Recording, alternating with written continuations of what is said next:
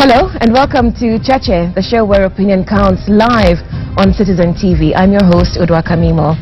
Now, 1 year after the Jubilee administration came to power, the country is on high alert. We've seen extra security checks and people without identity documents in Nairobi being rounded up and held at the Safaricom Kasarani Stadium. It's all part of the response to the constant threat from terrorists that the country now faces. Another response has been the introduction of Nyumba Kumi, community policing, a concept that our neighboring countries practice. And Joseph Kaguthi is the chairman of the National Task Force on Community Policing. If you recognize him and his name, that's because he was a former provincial commissioner. He's our guest on Cheche today. Also with me, the regular panel of Mutegi Njau of Rural Media Services and David Makali, political analyst. Good morning and welcome to Cheche. It's a pleasure to have you. Now, you were appointed 7 months ago in the aftermath of the Westgate attack. What have you achieved so far? We appointed 6 months ago. This is the 6th month. And the terms of reference came a month after.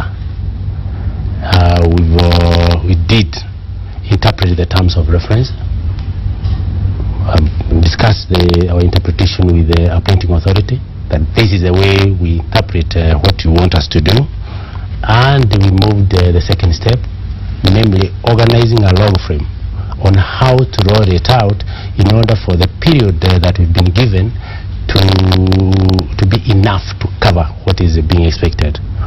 That was done, including creating the budget lines and the staff lines.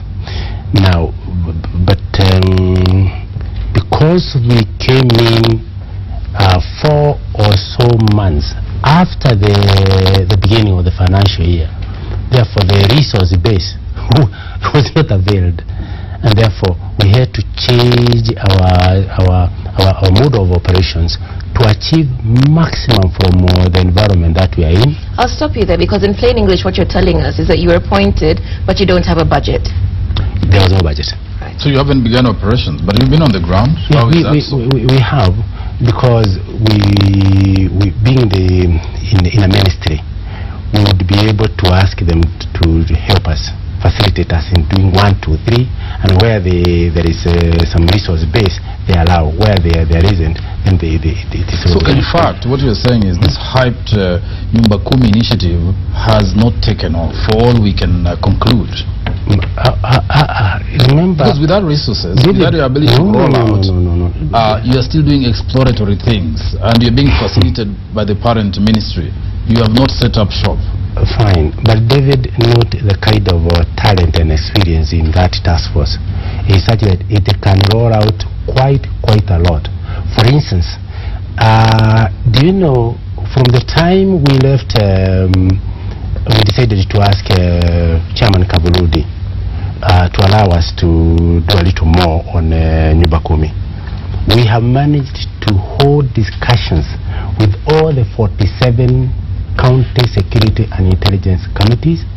Therefore, in each one of them, I will tell you the county commissioner in that area, the county commander of Kenya Police, AP in that area, the kind of situations they are going through.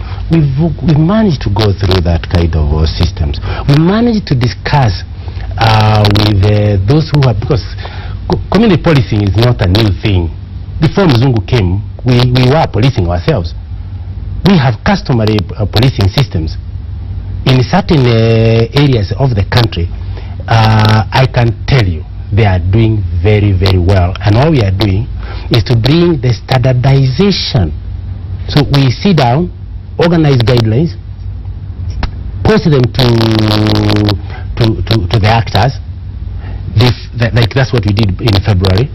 They took long. I don't know why they, this process has been there from 2000. That's when it was launched in 2005 by the former president at Uruguay.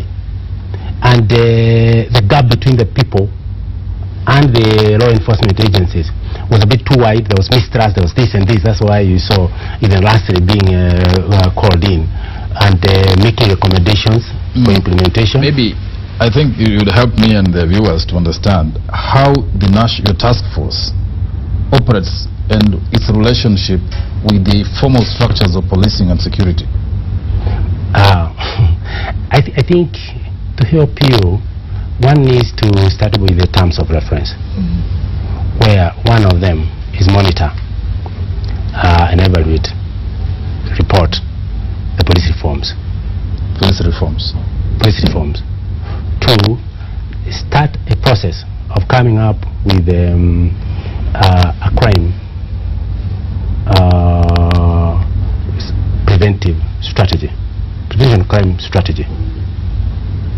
Three, get an assessment of community policing and document it and come up with one document.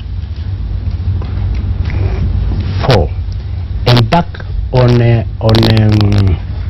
capacity building, what we call civic education, so that the citizens and as clients and the law enforcement as service providers come closer and therefore devolve, that's my language, the language that we have adopted ourselves, devolve the process of law and order and justice to the lowest clusters and therefore to the citizens. So to help the citizens start participating in the security process. It sounds like a very broad mandate that you have. It is. If you listen to the way it is coming. Well, we are listening to you, and you've already talked about not being resourced. I wonder, do you have an office? Exactly. No, we don't have an office. We are operating in a boardroom in Harambe House. That's how we started when we went there in October. That's where the ones that we are consulting, we want to consult the NCCK, what have you been doing? We consult SUPICAM, what have you been doing? We consult the police, the desks, the relevant desks on community policing, what have you been doing? APs, the county commission, they come there. Until recently when we decided to move out, we've also tested, gone to Nairobi, listened to the Nairobi authorities, ended up with the governor because we need the political we tested and see what they are having. We have 864 villages, and they have all some forms of communities. They have organized groupings, so we bring them there. Therefore, we don't have an office as such. If you don't have an office, therefore you have staff, and you have a secretariat, or you? No, not fully fledged. What we have is joint secretaries. So we sit in that particular place. Who is keeping your record? That's an embarrassing question to me, but I have to answer it because we must avoid. We cannot communicate very heavily because we don't have lockers, and particularly me as a former civil servant, there are classifications that you don't do. Yes. So we would rather get ourselves talking and leave it, and where it requires a higher level, then you text it to the person. I suppose what we're getting at is that you're a very experienced, revered former civil servant, and you've been given the task of overseeing one of the pillars that is meant to strengthen our security architecture, and you seem keen to do the job. But you seem you don't have the infrastructure. You've not been resourced, you've not been funded, so you've been set up in essence to fail. Failing will not fail, and that's why you've been set up to fail. I tell you, it will not. That's why I told that failure will not be part of us. What we'll do, we'll survive with what we have. We believe that July is coming, and we have a better balance. We hope to get our offices. We did visit empty offices in Jawari in October. They are there, but the budgetary and the way we are coming in. Kaguthi, this matter. You're not believing me? No, I'm trying to break this thing down to the ordinary person who hears about Nyumba Kumi. And you look like this body up there that is not actually involved in implementation. In fact, you're not the implementing agency. Am I wrong? That there are other implementing agencies. Yours is monitoring how they're doing the work. So how, going forward, And you know, when we hear about Kaguthi, it is Nyumba Kumi, and we want to see what are they doing to realize or achieve that strategy. And from the way you're talking, still technical abstract issues that we are dealing with here. Let me come to you. You allow me. Yeah, how is what you are doing connected to that Nyumba Kumi initiative? He's a good manager. Yeah.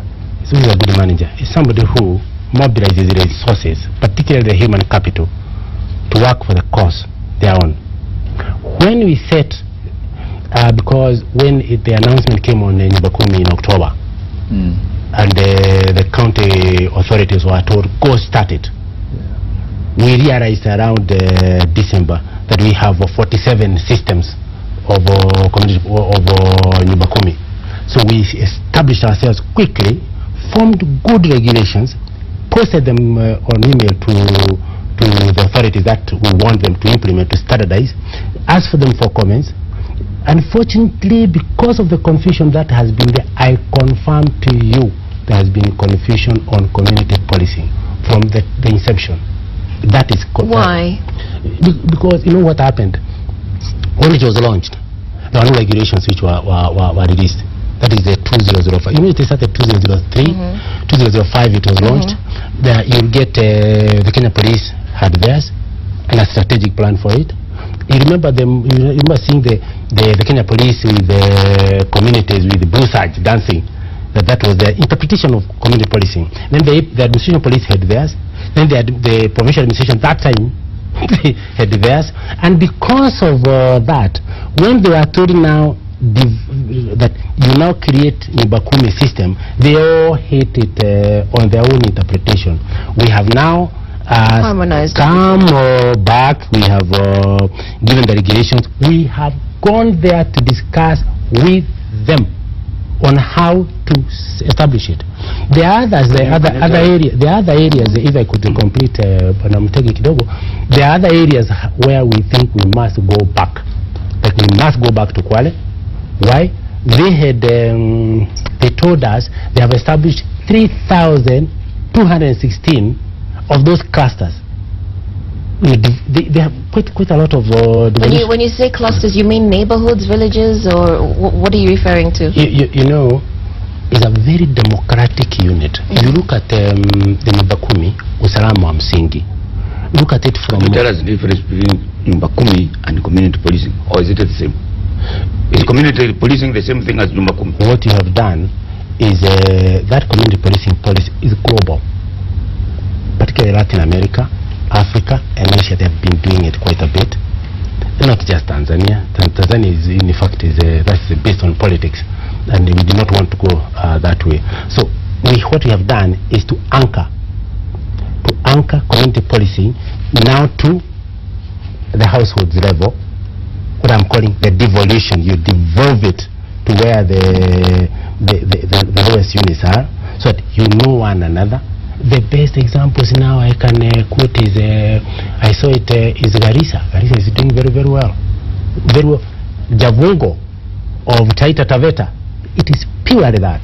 In your case, for instance, when you go to Western, Bakasa, Ligulu, remember those clusters around where Ligulu is? What is that? That's a community policing level. Devolved it down. It is democratic. It is theirs. They own the I live in Ngong, and nobody has come to me to tell me. What are the clusters? Nobody has come I would like to understand what the clusters are. The cluster. Nobody has come to me. A cluster is the households in a certain area coming together. They get a leadership. They elect a committee. They are meant to address a certain problem of theirs. Therefore, they now get the government agencies with security concern. They invite them. They write their minutes. They demand that this is what we want to be helped in this. So they are part and parcel of the definition of the problem and the solution. And that is like in Ngong case, where nobody has gone to Mutegi. Brother Mutegi Jaw he's a leader. What do you expect him to do near where you are? Just like the small Christian communities. You know the way those leadership things that they organize, or in your case, the districts in the PCA, the districts that they have. You simply say, hi. We are not going to remain this way in an amorphous manner. We get yourself together, you call a small meeting, and once you know one another, the elected leadership there is democratic. You say, this is our problem. We've been doing that all the time. But I've not seen any administration or anybody from government coming to talk to us about it. Yes, and that's why we held a meeting. We called all of them the Kajiado team, and we told them Kajiado has a bit of a challenge with the way they gave us, that some of the security teams answer to Nairobi or others answer to Kajiado. That's the way they came, and therefore, and then yet the administration is wholly Kajiado. So we told them it got to be sorted out, and it's one of the things that we make observation, because we are writing a report on what we saw as the hindrances that can ease out security and other things. Remember, Nyumba Kumi is not only for security, no. I give you an example. The other day we had the results of the national exams. Kiambu, I give you an example. It led. They gave us 5 top schools. They gave us 5 bottom schools. Of the 5 bottom schools, they did not hit 10%. A whole 4 years, and that school cannot hit 10%. That may not be a crime, but it's a security issue. And I would have expected the DO, the administrators, to be there sorting it out, and the village where that is happening, they now form a committee and they say we've got to squeeze out this weakness of education, because long term that is the meaning of devolved, security. Kaguthi, from what you are saying, this is self-driven. What you're explaining is like a self-driven initiative, but this is a government project or a strategy. And I would expect that it's led by certain officers on the ground. What Mutegi is saying is the same in my case. Where I live, we are not organized in those, in any Nyumba Kumi. There is nothing like that. Okay, in Nairobi you have an estate committee. People within the estate meet because they are concerned about the security, the guards and so forth. But it's not in the style that is being promoted by the government, that there is a Nyumba Kumi initiative. People within people should get together in 10 houses to know each other, to know neighbors. The way we are trying to approach this terrorism war, that people need to be organized. So the government is asking people, and the leader, the chief or the village headman is actually actively organizing people in those units. That is not happening. Watch this space. That is exactly what is going to happen. We are not removing the committees of peace, which were established at the national cohesion. We are not removing the ones which are established by the Christian organizations or Muslim organizations. They are all there.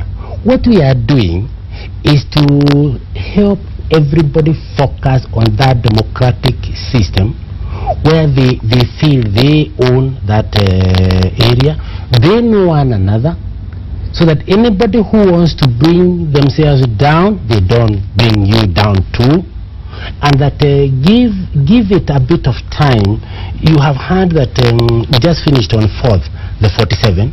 We are going to go to 2 where we think that is not harmonized.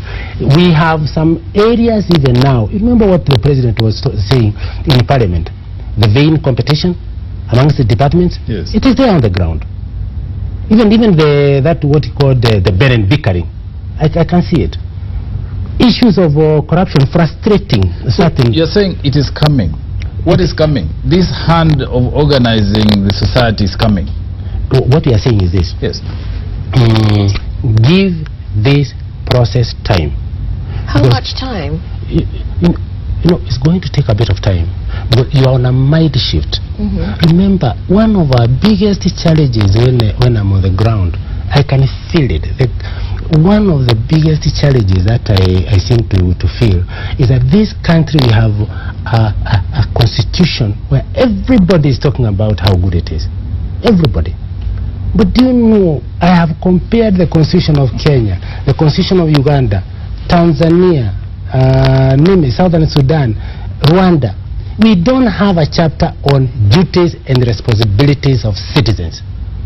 So to get the citizen, the first thing they said is they are going to interfere with our privacy or freedom of association. All those are provided for. Don't even move. You're saying the Constitution focuses on rights and not necessarily it doesn't have a single section. Just go Google in, look at Tanzania, look at Uganda, look at that. You find that it doesn't provide for the duties and responsibilities of citizens. In fact, the other thing, so that when we have a problem right now, we are able to vary the whole country behind a certain system correctly without too much of pulling. The other thing that you find that we don't have as a country, we don't have a nationhood building policy. Nationhood. The only area that we have found, and we've gone very, very deep into that constitution, is when we now address ourselves on the national anthem. The national anthem, all of us, we are rallied together. So what we are doing now is to create a devolved system. We help the citizens establish it so that kwako makali, you need to feel that you have reduced the fear of crime in that cluster. You have reduced the opportunities for crime. Yeah. You are on a preventive mode. I'm in agreement with you. Thank you. Kaguthi, except that in terms of implementation, that is where I'm having a problem. This policy has been talked about a lot, but the rollout is not systematic. That's why I'm saying, is this a self-driven initiative? Or is there going to be an occasion when we say, because if I live next to this guy, we'll take his name. Yes. Where do the 10 houses go? In this direction, or in that direction, or in this direction? I mean, the mechanics of setting up the units that we are calling Nyumba Kumi are not defined because there is no clear strategy for achieving those units. I can see your agony. I can see your agony. Yes. Your agony is, this Nyumba Kumi, you 1, 2, 3, 10? No. Yes. To start with, not 10. 2. To what extent will it go? It is a cluster area. It can be a cluster area of 100 households. It can be a cluster. But how do you define that? No, it's not. There's no law. That's why it is defined. Yes, just hold it. Yes. It is defined. That's why we are organizing those guidelines that we give that draft. Yes. We've discussed it frontline. We have not discussed it yet again with our political masters, because we have to come to the we have of course held meetings with the chairman of security, like Honorable Kamama. We have gone pretty far, and we know a bit of their thinking, and where they have told us you must come at a particular time and consult us before you. So what we are saying is this: let's finish this manual, which we will be able to debate it, so that everybody now sees how they fit in. Because it's a mindset we are creating. Right. Before long, then the citizens got to be educated. In our sleeves, we even said we got to do late this month. We get all vernacular channels, because those are they go to, because of the customary systems. Then we help them so they help us in getting the communities come along with what we are saying. Yes. And then the biggest challenge we have is getting the security and what we call the law enforcement agencies to come in and start seeing, hey, you are the service providers, and you must stop being a force. You must change yourself to seeing the citizen in a different format from the one we see it ever since the in a nutshell, because I think we have to get now into the current situation. It is that this is work to start. Nothing has happened, because you're still in manual preparation, mechanics of how it's going to roll out, and then roll out, because as you properly put it, there has to be citizen participation in this whole exercise. Yeah, I think you are wrong. I think, David, you are wrong. It sounds like what you're saying is that you started. You've gone around the counties. But it is going on. Yeah, you've gone around the counties. Let's just make sure that we understand what you're saying correctly. You've gone around the counties. You've engaged with them all levels of security at the counties. You sent out guidelines on community policing. Draft guidelines on community policing. You've engaged the relevant parliamentary committee. we have not gone far enough. Far enough. The governors, we have engaged two governors. Yeah, okay. we have not gone far enough. You've at the county level, you've seen whether clusters exist. You're going to revisit one or two where there's some issues, and you're waiting now to have some sort of formal legislative debate on community policing. Is that a fair summation of where you are? The word legislative is a bit too far. That according to the plan we had, if the resources were available early enough, we were to get a sessional paper. A sessional paper is a paper, is a government position on an issue where the country debates, the cabinet approves it, is tabled in parliament, the National Assembly or Parliament debates it. Once it is approved, it says that idio mwongozo, this is the way we will go. It is given to the draftsman to effect it into a law. That's what we are trying to think towards the 24th month of our stay. The area that I wanted to correct, 24th month, you said? Yeah, that's the 24th, yes, because we are timed ourselves. Yes, yes. So isn't it at that end of that 24th month that then the program rolls out? No. I mean, it's rolling out in some form. That's why I wanted to correct you. Yeah, it's rolling on in some form. I did not want to go there then. Remember, yes, before Mzungu came, we had the policing. What is policing? It's a deliberate kind of a process where the citizens do enforce certain rules, regulations, and laws for order, for social and economic order. It was there. Yes. In certain communities in the country, it has remained very well set. I can tell you as an administrator, in certain areas it's good. Taita Taveta Javungos, mention Javungo, ask anybody from there, will tell you. In Western, when I was there at DIO, I recognize the chiefs, assigned chiefs through if you wanted to know what's going on, you get Bakasa. In Wajir, they have a system. In all those systems, we are not abolishing any. The government has come later to come with the committees of peace. They are all there. Councils of elders, they are there. And they sometimes are stronger in law. The matter is, for instance, they will say, nobody will graze on the left of this path. And even if the cows are dying on this side, nobody dare go on the other side. All those are policing systems. The confusion we have is traditional policing system which have evolved in this country, and we want now to have a mind shift so that the one which is highly militarized, it was militarized. You know, it was the policing which came in to support the settlers, to the civilization of the natives. We are now shifting so that we get mergers of what is working for us and get everybody knowing one another. There are areas which are very difficult, Wanamakali. Yeah. They like Edebes, yes, or Buddha Point 1, where the communities of this community are on the other side. Yes. So even if you establish them here, you find that it will not be very clear the way they are. But the systems which are there, we are not going to first of all demolish the community systems which are there, because they are society. You don't run the risk of parallel systems functioning in the same environment with the challenges that are likely to... What you have described, I have not got you to mention about vigilante groups. Because that when I hear community policing, that is what my perception is, that there are certain groups of young men or old people who go out at night, going to find out that there are no criminals. Or where do they fit in a scheme of things? Community policing is not vigilantism. Avoid, if you are in the OCPD relying on vigilantes, usungu, or whatever they have in Kirinyaga, or funga file, it is dangerous. You know funga file? Of course. Wanajua hii mzee dia amekuwa, hii kijana dia amekuwa amesubua. They simply get hold of that guy, disconnect the head from the body, and tell the police funga hiyo file yenu kwa chukua. No. We do, because vigilantes do not have cells.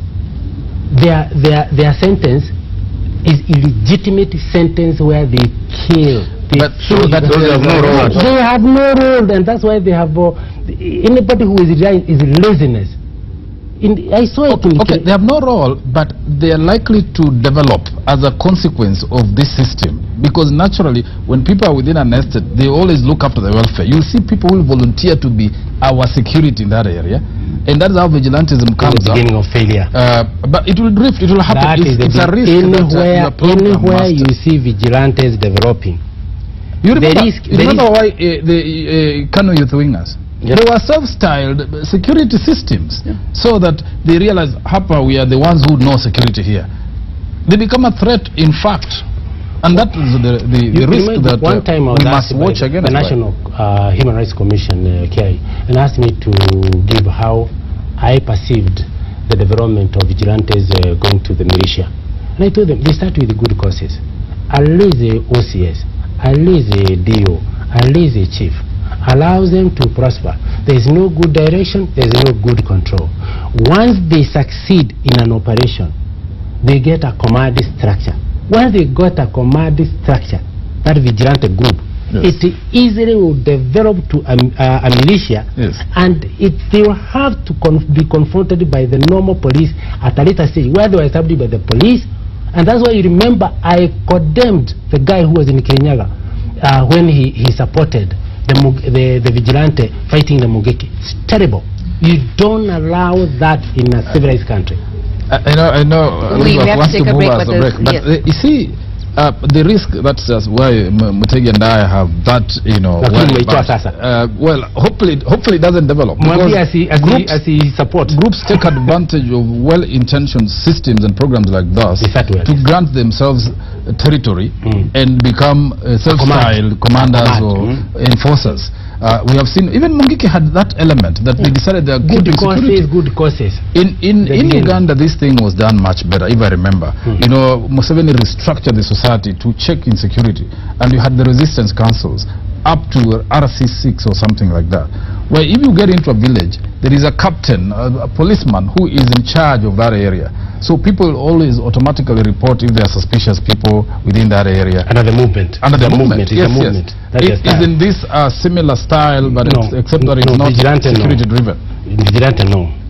What you do is, if it is organized nicely, and those communities are organized in such a manner, there is another higher one, and each of these communities are represented in this higher one, going to the location, going to the sub-county, and adding up with the county community policing authority, chaired by the governor. They will have roots down there. They will have roots, and we have that kind of structure in that manual, where this is civilian-based, citizens-based, with elected officials. But we have this other one under the National Security Council, where the Assistant Chief is the chair, different from this one, of the Peace and Security Committee of the sub-location, comprising of implementers of what the citizens are saying, and it goes to the location. The chief is the chair of the Peace and Security Committee. Then it goes to the sub-county where the OCS and the others are, and finally it will end up with the County Security and Intelligence Committee, the implementer. But note, the membership of the officers who are here on this fairly centralized system of government under the National Security Council's kind of architecture, they are members with the citizens on the other side. So it is that architecture that we are trying to create. It is going to take a bit of time. They go on the same level. When do they meet? But one of the same membership. Okay, we'll have to come back to that. We've still got some time left. This is Cheche, live on Citizen TV. We're discussing one of the responses to the insecurity in the country, community policing, with the chairman of the National Task Force on Community Policing, Joseph Kaguthi. Your questions for him are welcome on SMS number 22422 or Twitter. The handle is @Cheche_TV. When we come back, we discuss winning public trust.